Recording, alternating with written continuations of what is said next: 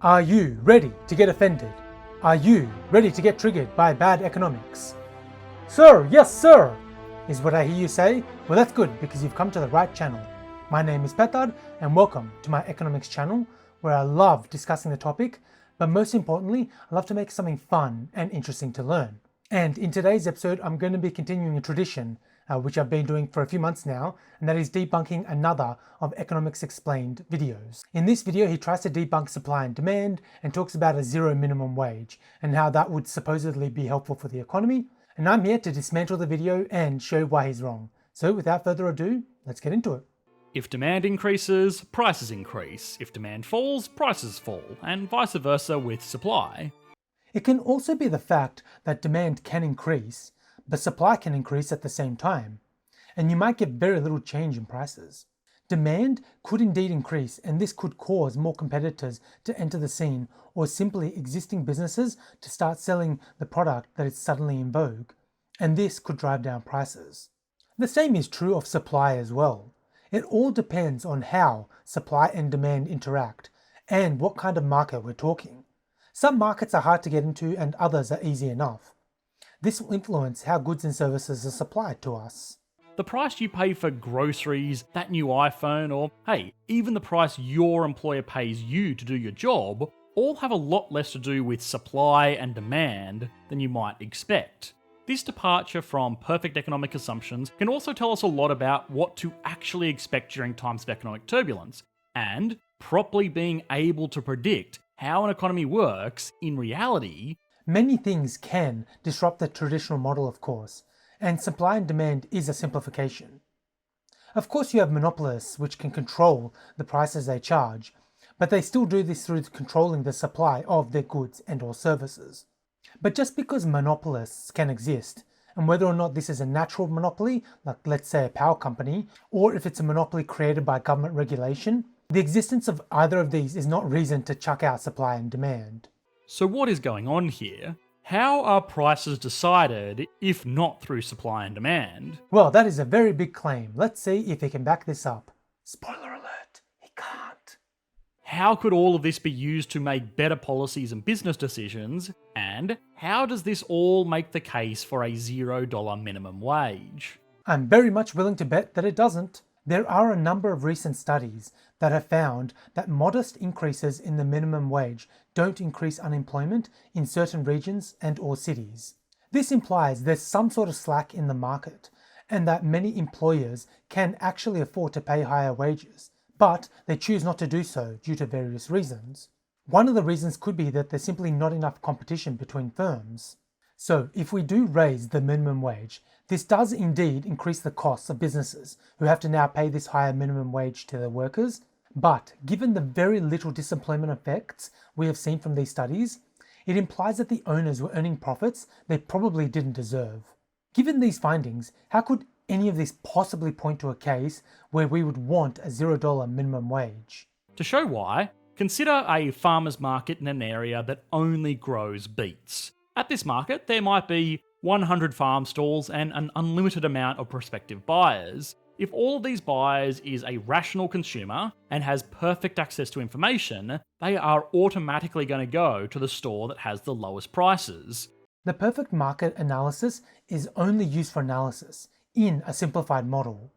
We rarely observe this in the real world. There are of course many assumptions that go into the supply and demand model and other models used in economics, but EE does not mention these. He implies that these are used almost dogmatically.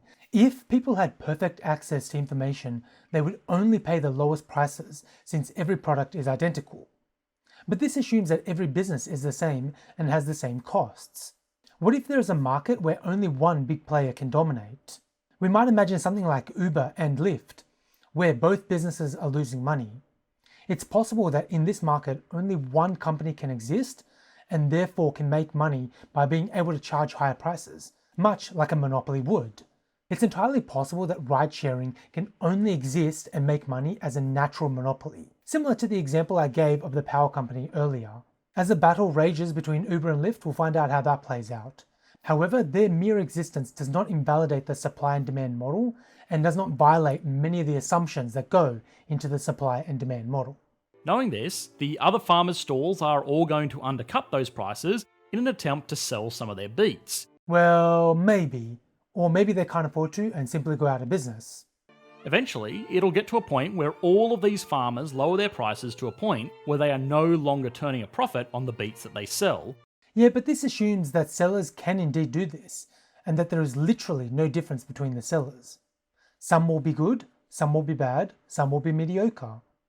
This implies different sellers have different costs associated with how they do business. But all of this talk of cost curves brings us to...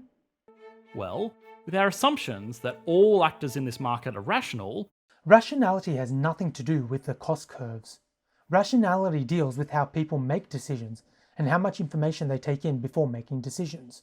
You can make rational decisions but still be a bad business owner and thus increasing your own costs. other farmers might have more efficient farms, which means they can lower prices further while still making a profit. EE has sort of contradicted himself here.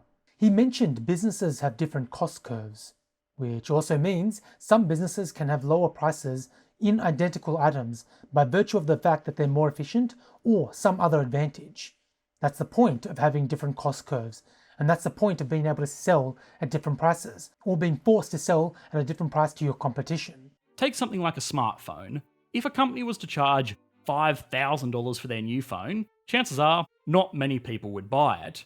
Well, that's a very arbitrary number, and also iPhones are indeed extremely expensive and are still highly sought after.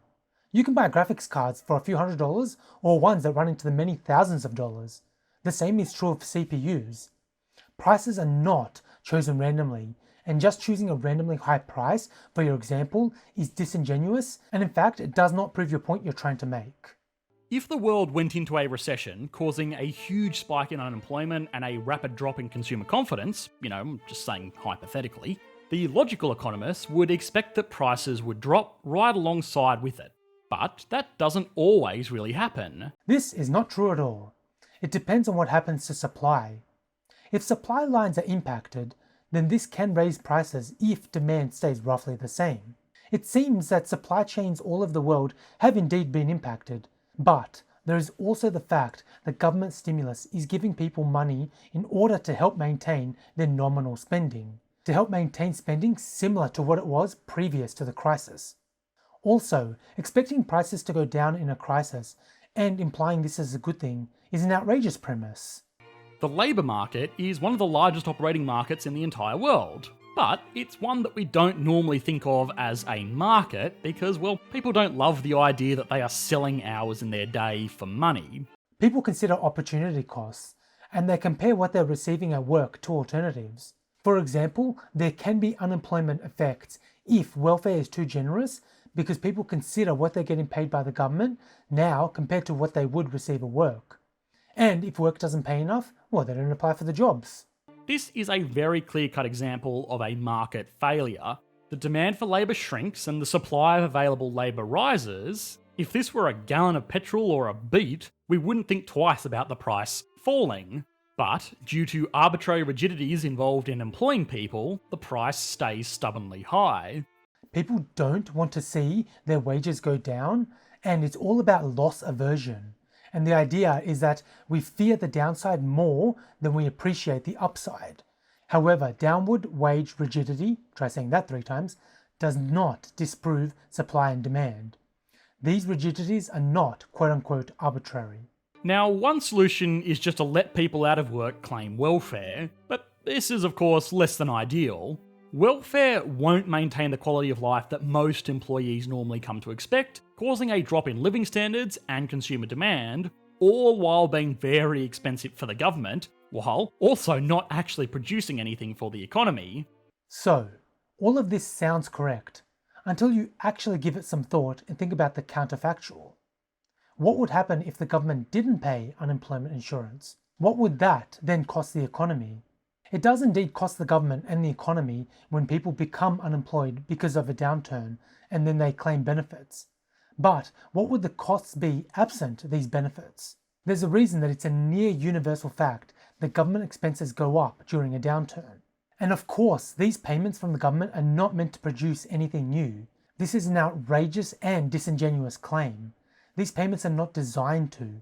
They're designed to tide you over while the economy picks up again. There is corporate stimulus, where a government can just pay to keep their companies afloat in the hope that they will keep employees on board, but there is no guarantee that this will work. And what's the point of this anyway if the business will just go on to fail at a later date? You are replacing one market failure with another market failure by doing this.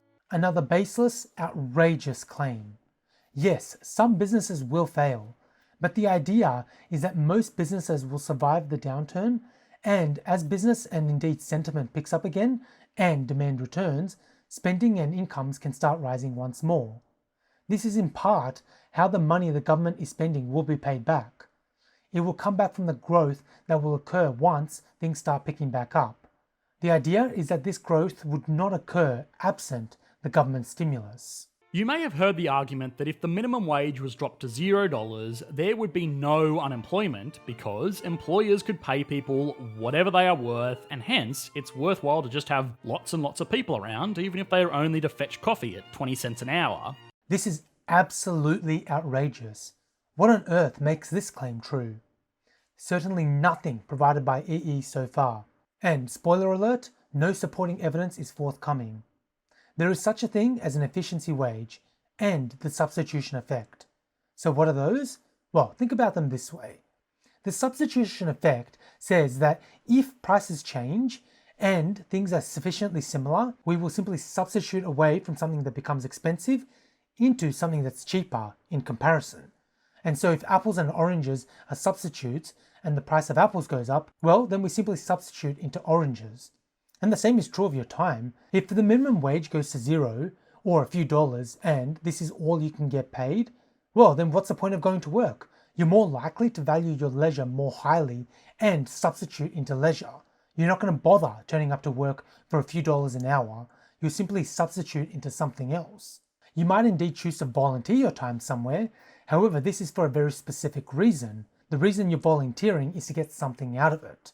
There's no need to turn up to work if you're not going to get paid a certain amount. And you're not volunteering your time at work, you're volunteering your time at very specific places where you can get something out of it, you can give back to the community and so on. And so then, what about the efficiency wage? What is that?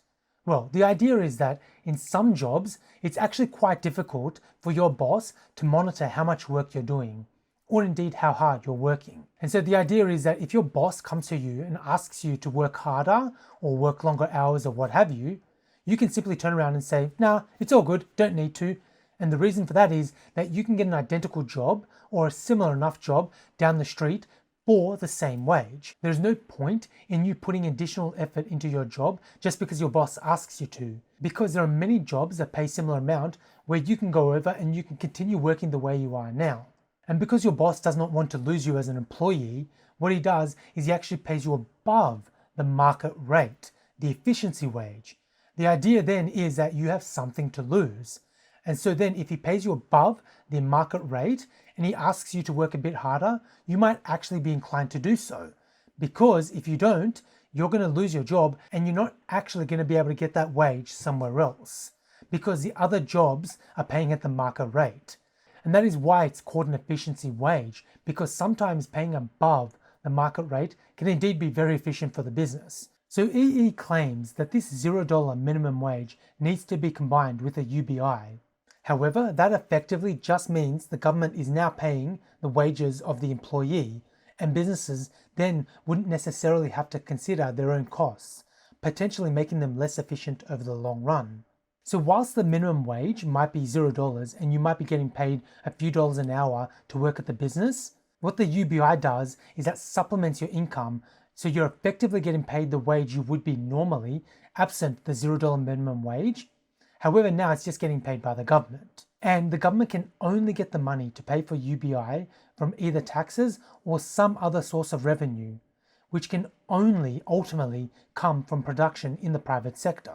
So I'm not certain that this is a better solution compared to what we have right now. So in his videos, EE is always talking about efficiency and how quote-unquote zombie companies are ruining the economy, as is happening right now, and how they're only being kept afloat by government stimulus rather than being left to shut down. And yet, the idea that he proposes would simply be another bailout by the government. If a business can only survive because people are getting benefits from the government and are earning little to nothing in their job, this does not sound like a competitive business at all. This UBI would then simply keep every business afloat, zombie company or not. This outcome sure does sound a lot worse than what we're getting right now. Economics may purport to be a science, and maybe it is, but it's certainly not an exact science. Creating good theories and prescribing good policies relies on us realising this fact. Suggesting that the world is going to produce the same results as perfect little economic models filled with assumptions and rational consumers is silly at best and harmful at worst. And here we are, EE's coup de grace. This is another outrageous, baseless claim that has absolutely no supporting evidence. And that is because that evidence simply does not exist. Only fools and buffoons feel that economic models can precisely match reality and can precisely predict reality. Any economic model, and in this case the supply and demand model, can only be a simplified version of reality, and one that comes with a lot of caveats and comes with assumptions built into the model. That is the point of the model. It is a simplified version of reality. We don't take the map of a country to be the actual country itself. And just because the edges of a map don't precisely match up to that of reality, we don't chuck those models out. That's outrageous. Economics is a social science and must be treated as such. You do not dismiss the entirety of economics, or indeed the models behind it, just because, for example, economics or economists did not predict the 2007 and 2008 global financial crisis, any more than you don't dismiss meteorologists for getting an incorrect prediction in the weather. Meteorologists. I always mispronounce that word. Sorry for that. However, EE has to stop feeding into the nonsense ideas people have about economics and economists. And when he says rigid mathematical models, it seems he's trying to paint this picture of economics that just doesn't exist in the real world. Everything he mentions in this video and complains about is already accounted for in other models, and there are more advanced economic models, and there are models with irrational people in them. Of course, EE did not complain about these models, because otherwise where would that leave his content? EE loves playing into the layman's understanding of economics, hence why you very rarely see citations or the evidence he uses. Because if he did, he would not be able to create the content that he does, because then his evidence would simply contradict him at every turn. Although then again, this would also mean that I could no longer make videos on him either. So who knows if it's a net positive or a net negative. So that's all I wanted to say on that. If you have any questions, don't hesitate to ask below and I'll do my best to answer them, or I'll simply compile the questions into another video and answer them there. So thank you for watching, subscribe, rate and share, and don't forget to hit that bell notification because that helps my channel tremendously, and I'll see you guys next time.